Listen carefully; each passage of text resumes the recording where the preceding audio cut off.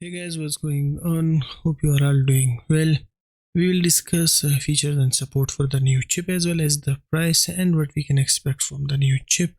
So Intel new Core Ultra 200S Aerolux CPU launched, and their full specs, price and performance, and power up to 188 watt, which is lower and much cooler than 14 gen counterpart. As you guys know, Intel launched their new Arrow Lake CPUs, and that is going to replace the Intel's 14th gen CPU. But according to the leaks and benchmark test results, there were rumors that Intel new chip don't have the hyper-threading tech, and also that the new chip is going to be slower than the 14th gen counterpart in games especially. Well, indeed, these are upgraded over the last gen, but that does not mean that these are the best chips for gaming. And Intel was hit with major backlash from audiences within the PC market for instability issues that affect the top end Core Ultra 9, 13th and 14th gen chips.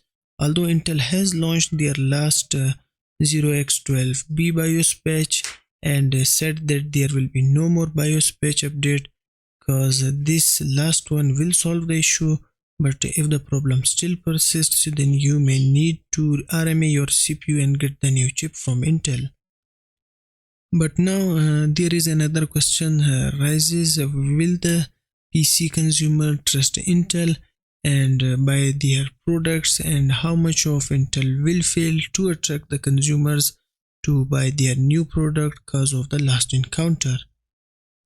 And if we talk about the architecture they used to build these chips are as same as the 13th and 14th gen, with the two sets of core, the P core and E core architecture. And Robert Hellock said that we knew that we could save the wattage for hyperthreading by not including it on the product, and you see we are still coming out net ahead by roughly 15 to 20% in NT without it. We were able to pump up the efficiency and still hit our goal in overall compute performance. But guys, I don't think so that's the case in gaming especially, and multi-threaded workload, as you know, in the application take the advantage of the hyper-threading, as they themselves mentioned that their chips are slower than the 14th gen counterpart in terms of gaming. So I don't know what he is talking about. Although the chip is equipped with 6 different types of tiles: compute tile, graphics tile, SoC tile, IO tile, filer tile and base tile, and all of these tiles are packed on the main interposer running 4 hours 3D packing technology. And as seen in the process description, the compute tile is made using an external N3B TSMC node, which is the first for an Intel desktop CPU. Arrow Lake also features an updated thread director for the P core, especially the new telemetry structure that has been designed so that the threads can be directly, accurately and accordingly to the workload. And for the E cores, the new HW based prediction model can be leveraged for better classification to see if the workload can be accommodated on just the E cores or needs to be moved to the P cores for high performance.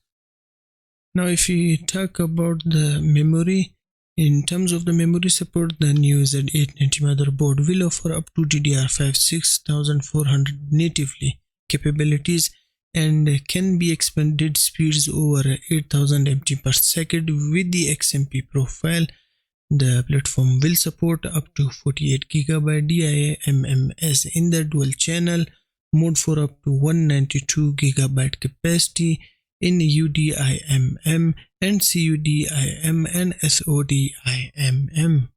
And the new platform is further enriched with latest features, which includes integrated I/O up to 2 Thunderbolt 4 ports, Intel Killer Wi-Fi 6E GB Plus and Bluetooth 5.3, 1GB of the Total E. And if you talk about the discrete I/O, up to 4 Thunderbolt 5 ports, Intel Killer Wi-Fi 7 5GB and Bluetooth 5.4 LE and 2.5 GB Ethernet. Intel is also claiming that for creators who want to gain extra performance, the new AI NPU can offer 50% faster creator workload performance in tasks such as AI assisted video editing, 8 times faster timeline playback for pro videos codecs, and 20% faster rendering performance for ray traced applications versus the Ryzen 9 9950X. And guys, comparing themselves with AMD and knowing that they don't have the NPU in their chips, how smart of them. But we will see what the chip actually can do once it hit the shelves and on the consumer hands. We test it ourselves in the real workload, and then we can probably suggest whether it's a good chip or not. Guys, now if we talk about the new processor prices, Intel Core Ultra 200S CPUs are also available for pre-order, and the pricing is as follow. The top of the line Intel Core Ultra 9 285K for $589, followed by Intel Core Ultra 7 265K for $379, followed by Intel Core Ultra 5 245K for $294. Intel has officially revealed its Arrow Lake chip today. While the CPU won't be shipping before 24th of October, but retailers have listed the CPUs for pre-order starting today. Currently, Newegg is the only one among the US retailers which created a dedicated page just for Intel Arrow Lake processors, and 5 SKUs are launched in the first batch, which are the K and KF models of the Core Ultra 9, 7 and 5 series, and these are the prices listed on the Newegg for different CPUs. Intel Core Ultra 9 285K for $629, Ultra 7 265K for $419, Ultra 7 265K F for $399, Ultra 5 245K for $329, and Ultra 5 245K F for $299. And one more thing, Intel is bundling Assassin's Creed's Shadow with these chips, and there are currently few OEMs which already started equip these their pre-built systems with Intel new Arrow Lake CPUs. So let's see how this goes for the OEM counterparts and partners. Okay guys, next up today is that Intel's new Z890 Mobos are now available for pre-order, and vendors like ASUS, ASRock, Gigabyte and MSI have listed their multiple Z890 Mobos on their site. As the Intel new Arrow Lake is coming close to launch, there are more and more motherboards releasing by different vendors, which are now available for pre-order on different vendor sites starting 24th of October, and the prices ranges from $199 up to $999, and by seeing the prices we can expect more options becoming available in the upcoming week. But I will share with you some of the top Z890 boards that different vendors are offering, that are as following.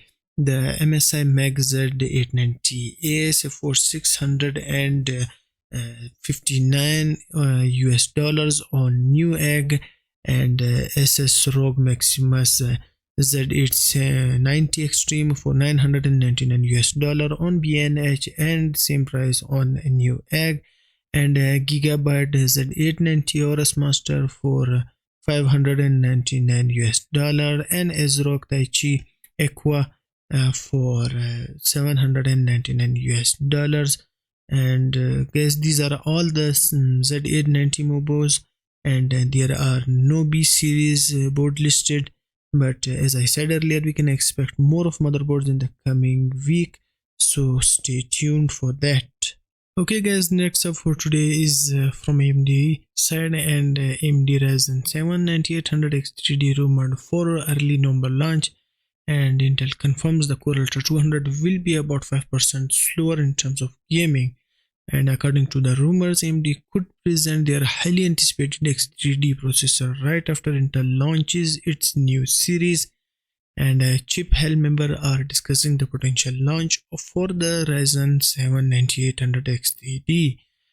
Rumor cites now deleted comments from an AMD representative who allegedly mentioned that the 9800X3D would launch between November 1 to 5. The potential announcement could happen as early as 25 October, just one day after Intel officially launches its Core Ultra 200 series to the market. And if you can see the quote by Chip Hell, 9800X3D to be released on October 2025. The news comes from the AMD agent posted on Bilibili, but the post has already been deleted. Sales are estimated to start between November 1 to 5. And it's worth noting that some leakers mention November 7th as the actual release date. So the key takeaway is that the 9800X3D could appear in the first or second week of November.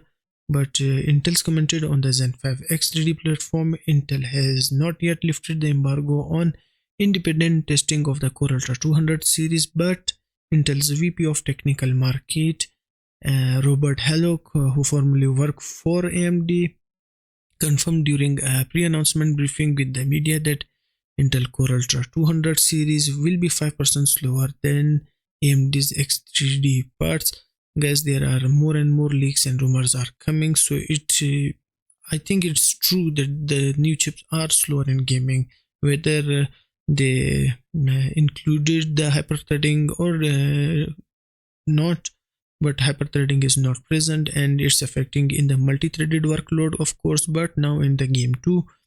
When asked about the new chip's performance in comparison to AMD forthcoming Ryzen 9000 X3D chips, Hello, who used to work for AMD, admitted that I think we will be about 5% back compared to the next or new X3D part, clarifying that you will see about a 5% deficit. And I want to be clear about that. Robert Hallock from Intel. And it's very uncommon for CPU and GPU makers to discuss the performance of the unreleased product, especially when the competitor has not even announced such product yet. While AMD has mentioned that the X3D series is planned and there is no official specs or confirmed SKUs names, however, it is an open secret that Intel and AMD have announced advanced information on the competitors' plan, and they work with the same board partners, so almost certainly have engineering samples at this point. And it seems that both AMD and Intel are now teasing the upcoming 9000 X3D series will be great for gaming, but there is more to consider than just gaming. And guys, this is not about the AMD versus Intel, especially the X3D variant from the AMD side, but Intel themselves mentioned that their new chip is slower than the old 14th gen counterpart. So it's not about AMD, but such as the productivity, power and efficiency and overall platform capabilities. Intel confirmed long-term support for their LG 1851, which they did not. So that's it for today, guys, and I'll see you in the next.